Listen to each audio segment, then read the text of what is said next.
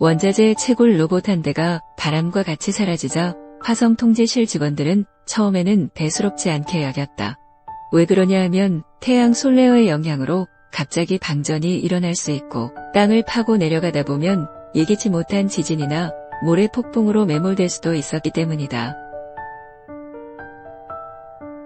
과거에 서너 번 이런 경우가 있었고 수리 로봇을 보내 처리하거나 아니면 회계상 손실 처리하면 그뿐이었다.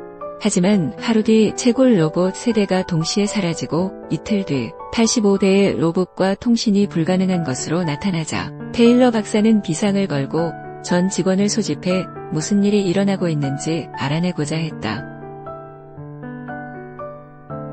통제실 직원들은 유성우나 소행성 충돌에 의한 자연적 재해라는 의견을 제시했다.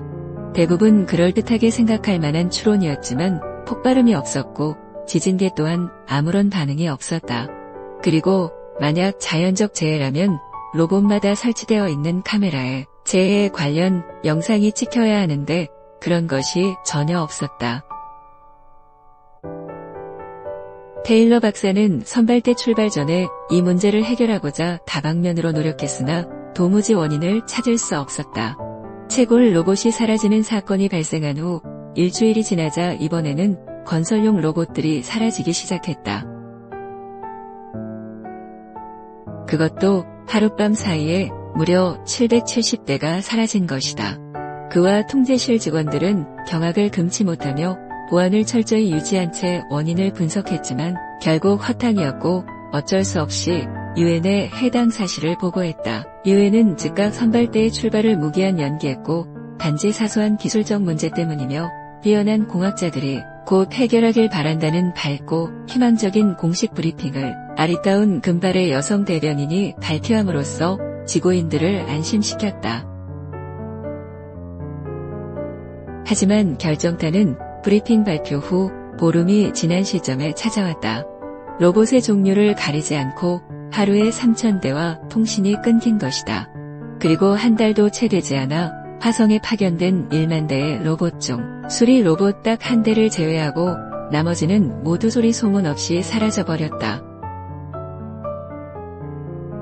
태양계가 형성되던 무렵에 지구와 화성은 닮은 점이 매우 많은 형제지간이었다.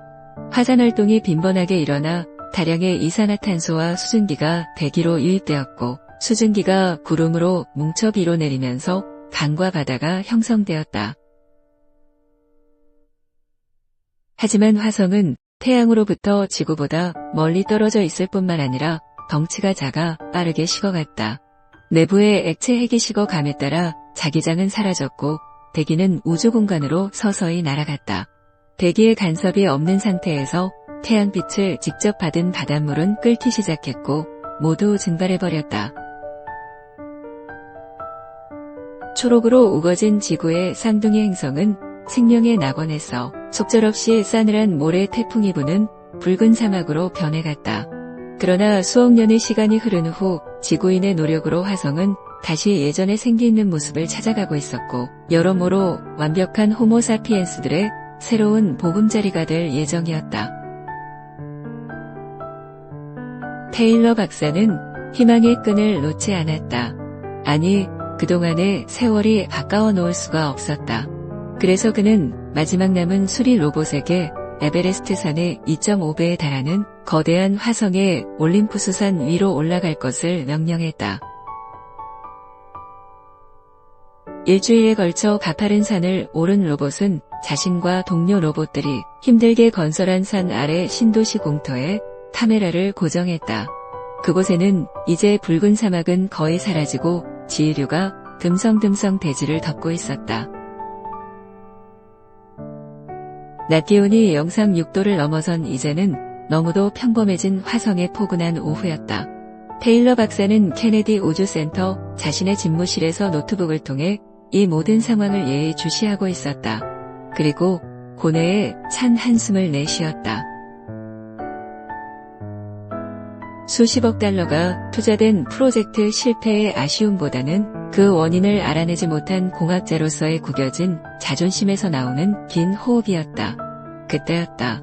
저 멀리 신도시 공터한 곳에서 울룩불룩 지표면이 위아래로 움직이는 듯한 모습을 어렴풋하게 볼 수 있었다.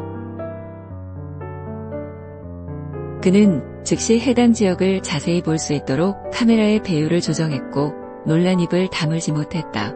무언가 사람 형태의 반투명한 것들이 마치 좀비처럼 땅을 뚫고 지하에서 지상으로 끊임없이 올라오는 것이었다. 집무실 노트북에서 눈을 뗀 그는 희미하게 묘한 두려움이 척추 끝에서 시작해 점차 위로 기어 올라오는 것을 느낄 수 있었다. 지구의 쌍둥이 행성이었던 화성이 푸른 잎이 우거진 나무와 숲 그리고 광활한 바다로 생명력이 넘치던 시절에는 원주민들이 문명을 이루고 평화롭게 살고 있었다. 하지만 공기가 희박해지고 기온이 내려가자 땅은 척박한 사막으로 바뀌었고 물은 찾을 수 없었다. 그러자 그들은 가혹한 자연 환경 속에서 살아남기 위해 상황이 개선될 때까지 지구의 동물들처럼 겨울잠을 자는 것으로 결정했다.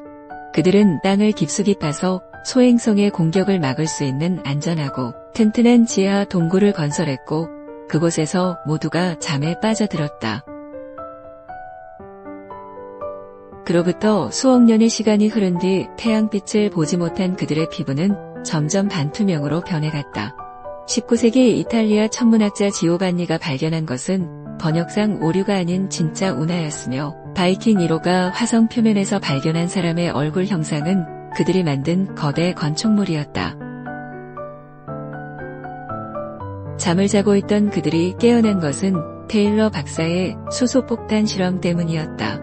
강력한 진동을 버티지 못하고 튼튼했던 지하 동굴이 무너져 내리자 화성인들은 어쩔 수 없이 지상으로 올라온 것이다. 지표면으로 올라온 그들은 자연 환경이 변하고 있다는 것을 즉시 알아차렸는데 기온이 점차 따뜻해지고 있으며 강물이 여러 곳에서 예전처럼 흐르는 것을 본 것이다. 다만 긴잠에서 깨어난 그들이 불쾌하게 여기는 것이 한 가지 있었는데 자동화 로봇들이 자신들의 허락도 없이 마음껏 그들의 땅에서 활개치고 돌아다니는 것이었다. 이에 적개심을 품은 그들은 반투명해진 피부와 밤의 어둠을 이용해 로봇들을 하나둘씩 제거해 나가기 시작했고 목표를 달성했다는 판단이 들자 이제는 당당하게 땅 위로 올라오는 중이었다. 마지막 남은 올림푸스산 수리 로봇의 카메라를 통해 이 사실을 알게 된 테일러 박사는 긴급히 유엔에 최고위급 회담을 요청했다. 그리고 옅은 미소를 지어 보였다. 앞으로 벌어질 일은 뻔한 것이었다. 이제 화성에 보낼 선발대는 민간인이 아닌 살상 능력을 갖춘 고도로 훈련된 군인들로 대체될 것이고 담당 부서도 나사에서 국방부로 변경될 것이며 책임자도 공학자가 아닌 전략 전술에 능한 장군이 선정될 터였다. 화성인들을 전멸시킬 것인가? 노예로 삼을 것인가? 그도 아니면 신대륙을 발견한 유럽인들이 북미 대륙의 인디언들을 보호구역이라는 명목을 만들어 집단으로 거주시킨 것처럼 땅 일부를 생색내듯 내줄 것인가? 등의 복잡한 문제는 넉살 좋은 정치인들이 결정할 몫이었다. 오늘 밤 그는 무거운 짐을 벗어 던지고 푹잠을 잘 수 있을 것이다. 오랜 세월 겨울잠에 빠졌던 화성인들처럼 말이다.